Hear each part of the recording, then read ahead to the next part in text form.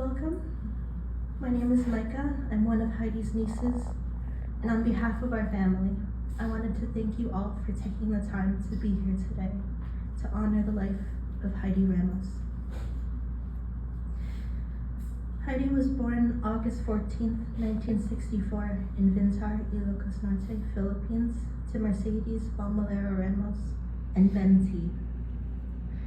She was the fifth of six sisters to Sally, Annalie, Letty, Betty, and Frances.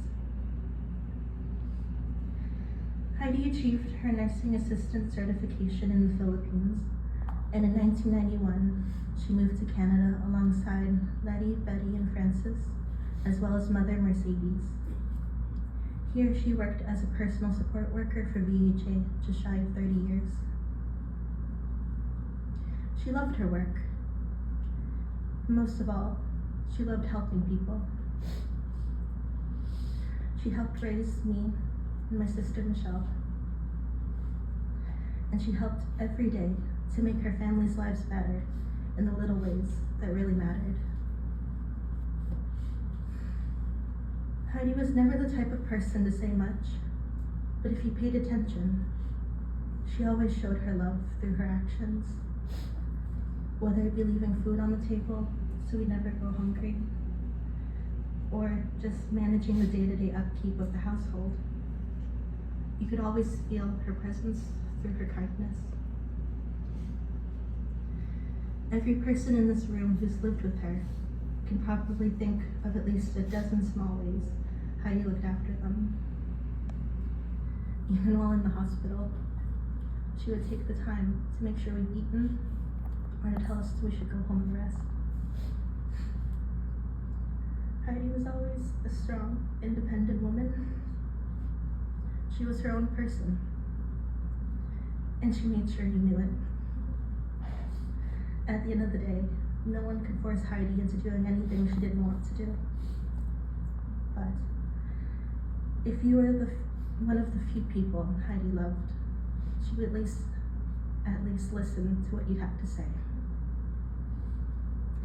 And when it comes to people Heidy loved, there isn't anybody Heidy loved more than her family.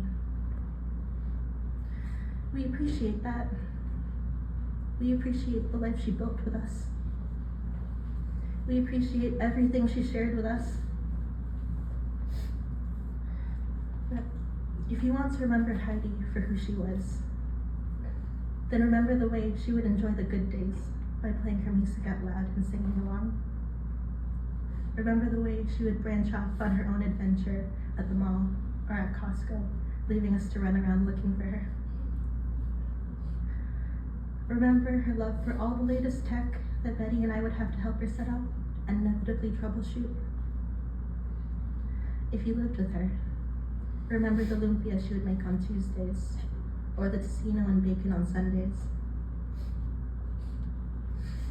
Remember the way she was never able to really fake a smile, and because of that, her smile was always genuine and her laugh was always earned.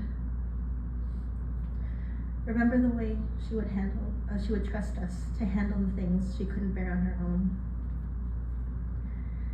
Even when things were tough, she let us stay by her side, to act as her voice to advocate for her needs, as her support team to cheer her on through the hard times, and as her caregivers to ensure that, beyond a doubt, she was well taken care of to the best of our abilities.